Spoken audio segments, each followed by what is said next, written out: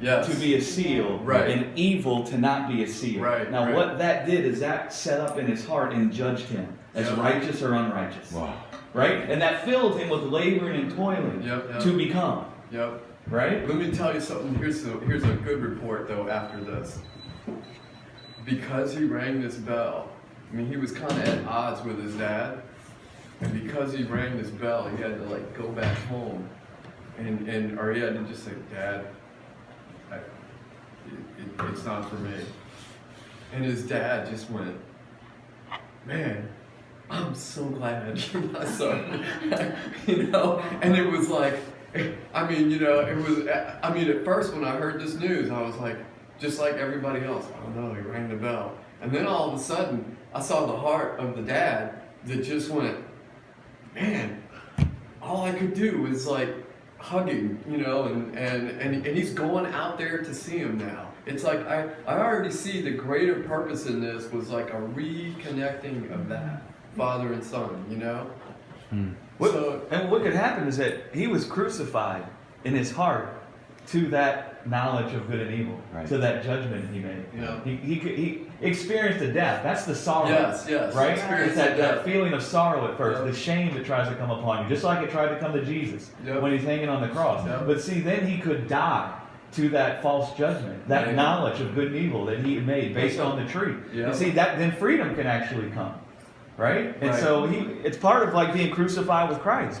Part of being crucified with Christ is dying to all the judgments you made about your life based on the tree of the knowledge of good and evil. Yes. That's one of the most powerful parts of being crucified with Christ, and innocence restored. Not just innocence to God. We're so consumed with God as the prosecuting attorney. We think innocence is about us being innocent to God. And it's about our conscience being innocent from all the judgments we made that came from the wrong tree. And how those judgments were killing us, man. And all the time judging us as righteous or unrighteous. And man, when you see that and you die to all those judgments, you die to what that tree has tried to sow into your life. It's a beautiful thing, but let me tell you what, when it first happens and that tree is judging you, just like a physical death sometimes don't feel so nice, Right. there can be pain because you actually feel like you're dying. Yeah. The thing is, you're not really dying. The thing is, the image that was created in your heart of what it takes to be justified is dying.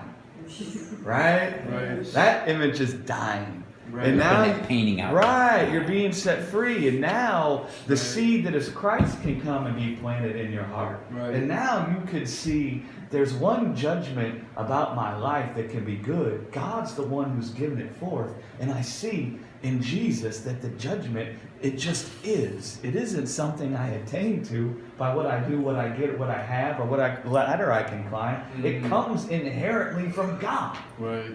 Right? Right. And then you start living by that. And it's an amazing thing because then you stop judging your life as good or evil. Right. Guess what else happens when that happens? You stop judging other people's lives. Or you stop judging them as good or evil Right. based on the fruit you see.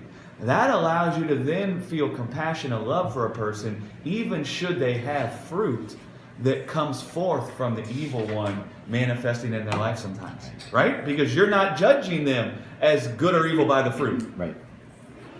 You're not judging who they are. Does that make sense? Mm-hmm. Totally. There's a Right. difference between if I'm filled with laboring and toiling, that wisdom is evil, and that wisdom is bringing forth the fruit of labor and toil in me and judging who a person is. Right. Right? Yes. You see that?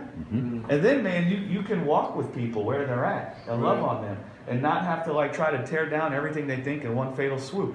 You just kind of become their friend. Mhm. And through the course of being somebody's friend, the wisdom of God that's in you can be born in them just by you being around them, talking to them, talking about your own experiences. You don't even have to come against their experience. You can hear them talking and you can just kind of say, yeah, well, I remember when I was blah, blah, blah, blah, blah, and this is what happened to me. You see how you just talked about yourself? Sure. Right. You didn't talk about them, so now they don't feel wrong. Condemned. Right. Right? Now they're just free to consider what you said about your own life. and what happened with you, Mm-hmm. right? I mean, I learned that at my job. I'm like a very intense person. I don't know if you guys know or not. It's difficult for me to talk. I mean, sometimes I go back and look at the videos and my face like changes like 50 million ways, and I'm like, my goodness. I'm like, Lord, do I need Botox or something so my face just will stay like this? But when I first got promoted at that finance company to be the manager, I was so intense. The way I managed was, we got to bring forth the good in these people, and here's how we got to do it. But then, man, as I walked through that with God, I started realizing there was a different way to do it. And I started, have you considered? I remember when I started talking about myself so they didn't feel like they were put on the defensive. Right. They didn't feel like I was scrutinizing them. Right. I just was talking about it from my perspective, and that made it easy for them to listen. Right? Sure. Because the moment someone feels like they're put on the defensive, many times it becomes difficult for them to hear. Mhm. Because self-justifications. Yeah, right. Unless a person is swimming in the truth, right? Like whenever a person comes against me, I actually consider it every time, and because I'm not trying to be justified by being right. So even should a person agree with something that I believe is the truth for a while, I'll go and consider it for a long time, Yeah. right? Because I'm not trying to be justified by being right. Right.